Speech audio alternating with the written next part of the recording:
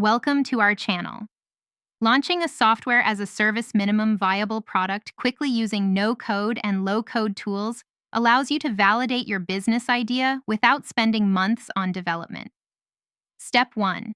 Define your MVP scope by identifying the absolute minimum features needed to solve your target customer's core problem, resisting the temptation to add nice-to-have features. Step 2. Choose your no-code platform stack, combining tools like Bubble or Webflow for the front end, Airtable or Supabase for your database, and Zapier for automation. Step 3. Design your user interface using wireframing tools like Figma to plan your app's layout before building anything. Step 4.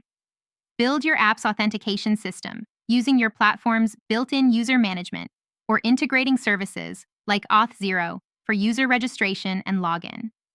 Step 5.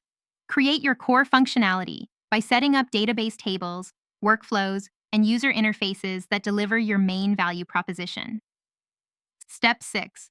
Implement payment processing using Stripe integration to accept subscriptions or one-time payments from customers. Step 7. Set up automated workflows using Zapier or Make to handle tasks like welcome emails, notifications, and data syncing between different services. Step 8.